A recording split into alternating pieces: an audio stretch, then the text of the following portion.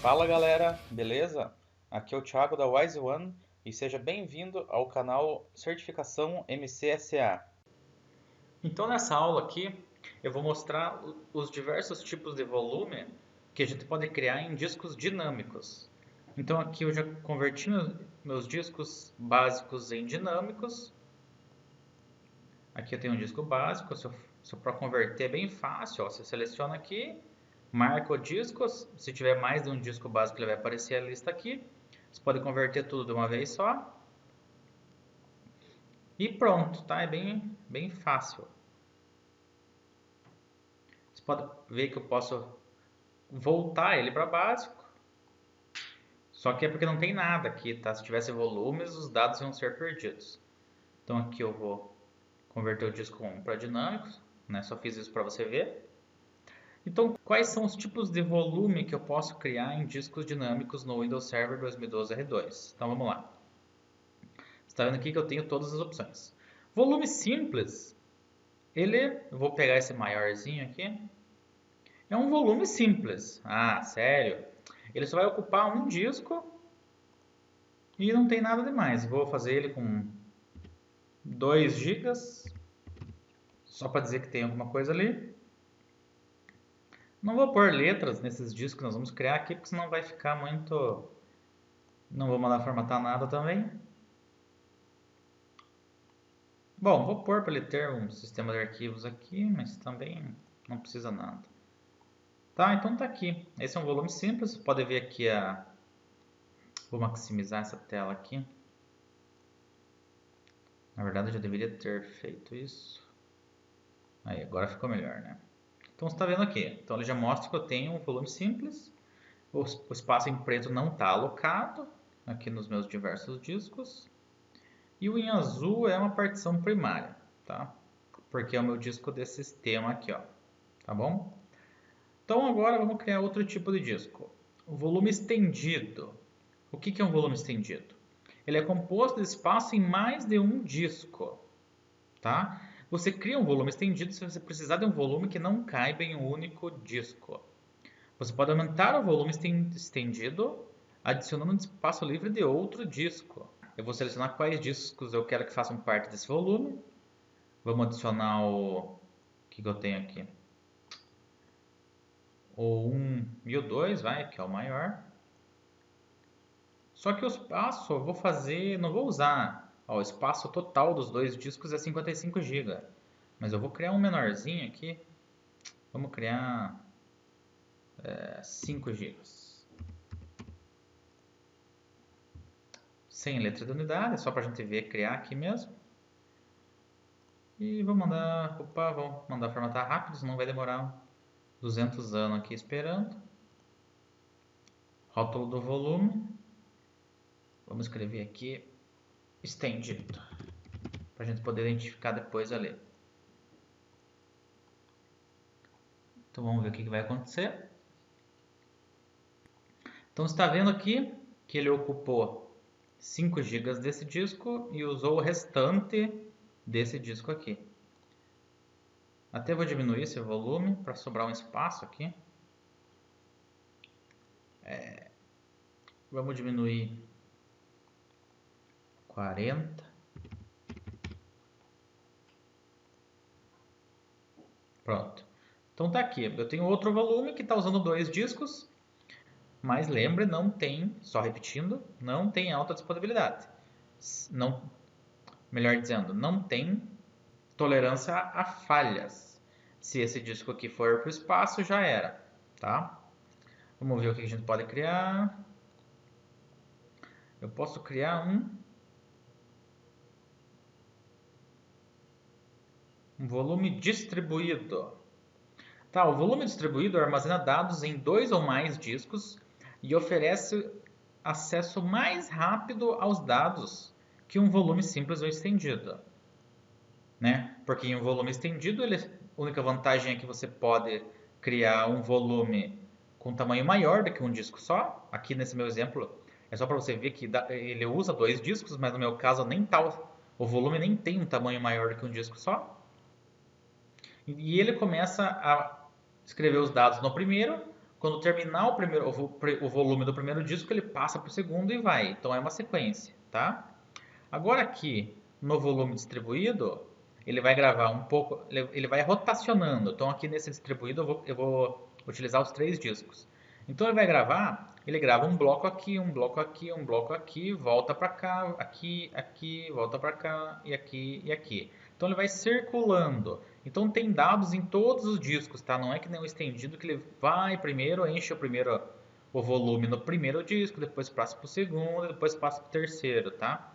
Então com isso, como ele tem dados em todos, né, como ele grava um bloco em cada disco, qualquer arquivo que você for recuperar vai estar dividido nos 3 discos e com isso ele consegue uma taxa de leitura melhor porque ele vai ler dos 3 discos em paralelo. Então vamos lá, vamos criar distribuído. Quanto que tem ali no menor? 7 gigas, tá bom. Vamos voltar aqui. Então vamos lá, vamos usar tudo.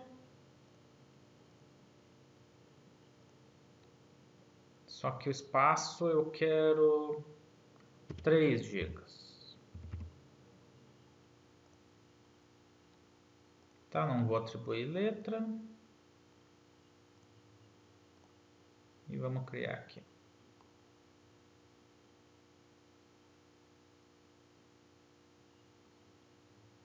Então aqui em verde é o volume distribuído, tá? Então aqui eu ainda não tenho tolerância a falhas. Se qualquer um desses 3 discos derem problema, eu perco o volume inteiro. Mesma coisa no volume estendido.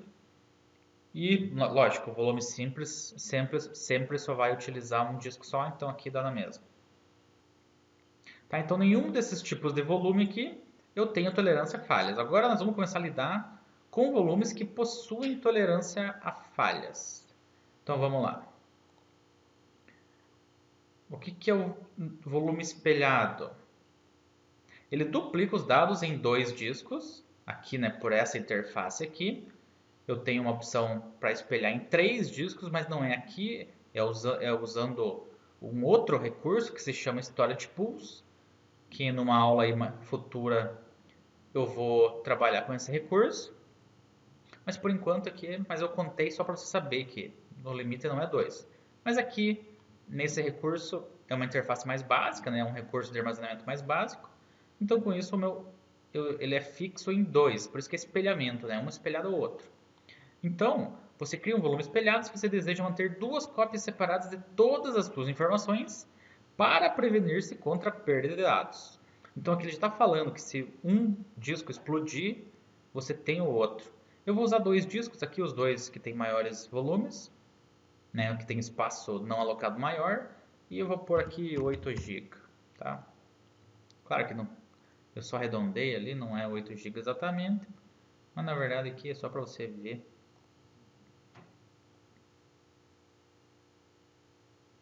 Tá, então aqui sim, esse em vermelho, eu vou até... Vamos criar uma letra para ele que eu quero mostrar funcionando isso para você. Tá, então aqui, se eu for no Explorer, eu tenho aqui o volume E, tá? Então você pode ver, ele está usando 8 GB em, né, aproximadamente, 8 GB em cada um dos discos. Então no total eu teria, né, aproximadamente 16. Mas não, lembra que é duplicado. Então veja, na verdade só tenho 7.8 GB, tá? Eu vou criar aqui qualquer coisa aqui dentro e vou, né, texto e tá, beleza, criei aqui, tanto faz. Vou escrever um textinho aqui dentro, oi, salvei. Vamos ver se ainda tá ali, tá ali. Então beleza. Agora eu vou te mostrar que esse disco aqui vai explodir agora, tá? Veja o que vai acontecer. Tá lá, explodiu. Vamos aqui no meu computador, tá vendo aqui, ó, tô acessando. Ó, acessei, tá vendo? Então, isso aqui, ele ainda funciona, tá? O novo volume funciona. Esses outros, ó, falha, tá vendo? Ó, tudo falha, tá vendo? Como aqui, ó, tá vendo que esses volumes nos outros discos estão com falha, tá vendo? Por quê? Porque eles não têm tolerância. Tá vendo? Ó, volume simples. Então agora aqui, se eu reativar,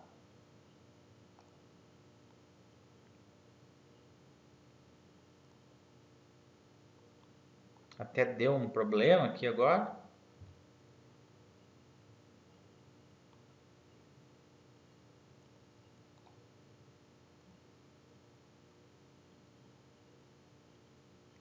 Agora sim, parece que ele voltou aqui.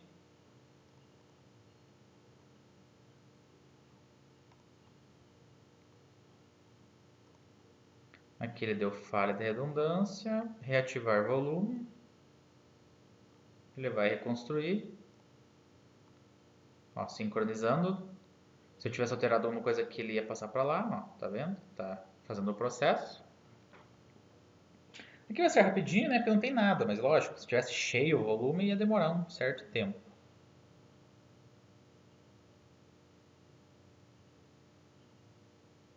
Então você viu que os outros volumes aqui foram para o ovo, né? Foram para o espaço e não teve como, mesmo sendo um disco que afetou, tudo parou, né?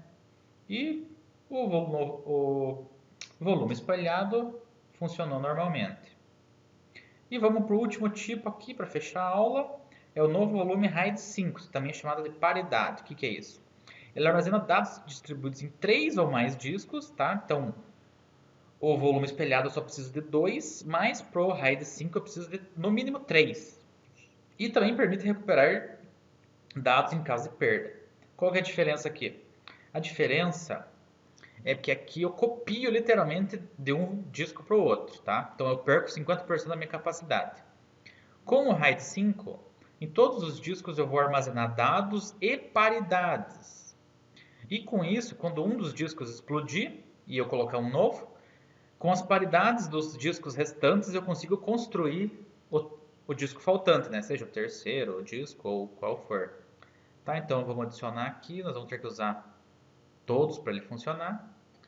E como já é o último tipo, eu vou usar esse espaço inteiro aqui. Também vou montar uma letra de unidade para te mostrar ele falhando. E aqui vamos escrever paridade. Avançar e concluir. Então aqui eu tenho 4.16 nos 3, tá? Você pode ver, ó, 4.15. Então seria 4, 8, 12 gigas e meio somando. Vamos ver qual que é o espaço aqui. 8 gigas, tá? Se fosse novo volume, seria 4 gigas, tá? No caso aqui, usando 2 discos. Então aqui, de 8 para 12, eu só perdi 30% ou 33%. Então normalmente é isso mesmo. Aqui com o volume espelhado eu perco 50% da minha capacidade e com o RAID 5 eu perco menos, eu perco 30%. Só que aqui eu não tenho nenhuma. A minha taxa de escrita é normal, ela não tem perda. Por quê? Porque eu escrevo aqui e a escrita vai automaticamente para outro disco. Então eu só escrevo uma vez, tá? Eu só escrevo os dados. E para ler eu também posso ler um pouco mais rápido porque eu tenho os 2 discos. Aqui eu posso ler mais rápido porque eu tenho 3 discos. Só que na hora de escrever, eu tenho que escrever mais coisa do que simplesmente os dados. Eu tenho que escrever os dados mais a paridade. Então, com esse layout aqui, esse método do volume RAID 5, eu, eu tenho mais capacidade do meu volume, né? Você pode ver aqui, tá? Ele está com 8 gigas. Só que o problema é que eu tenho uma taxa de escrita menor, tá? Então vamos fazer aqui o teste. Opa, não é esse aqui. Esse aqui.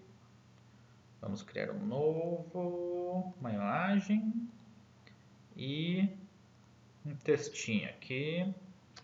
Paridade testando. Ok. Tudo certo, tudo lindo. Agora vamos explodir o disco lá. Qual que a gente quer? Vamos esse aqui, ó.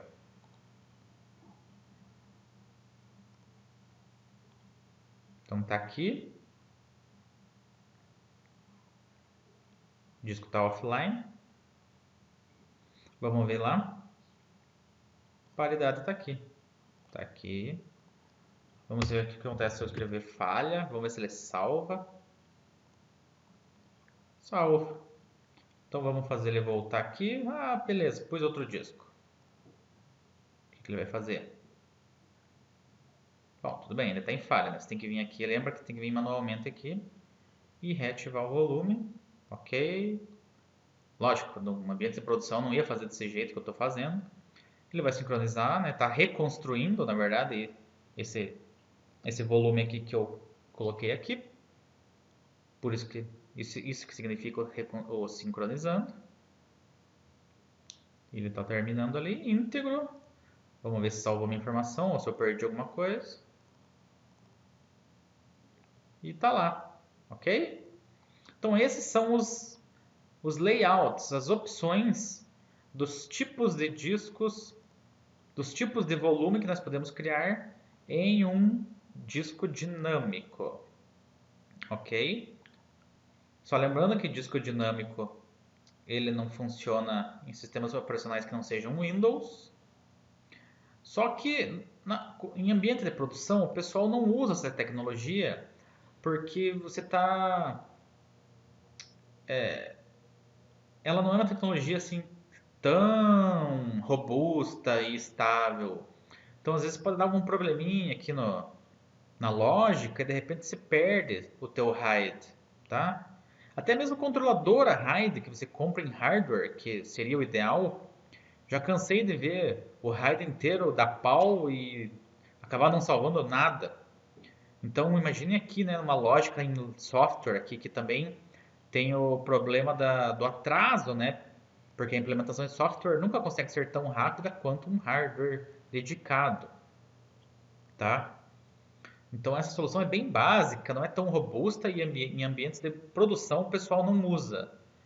Então, para superar isso, né, esse problema que o pessoal acabou não utilizando esse recurso aqui do Windows Server, Microsoft criou um recurso mais avançado de armazenamento que se chama Storage Pools ou Pools de armazenamento e que num vídeo futuro aí, não garanto que vai ser o próximo, a gente vai trabalhar com isso, eu vou mostrar para você como que funciona, ok? Então é isso aí, espero que você tenha gostado dessa aula. Dúvidas e comentários, escreve aqui embaixo do vídeo ou me manda mensagem. E é isso aí, um grande abraço e até a próxima aula. Sucesso!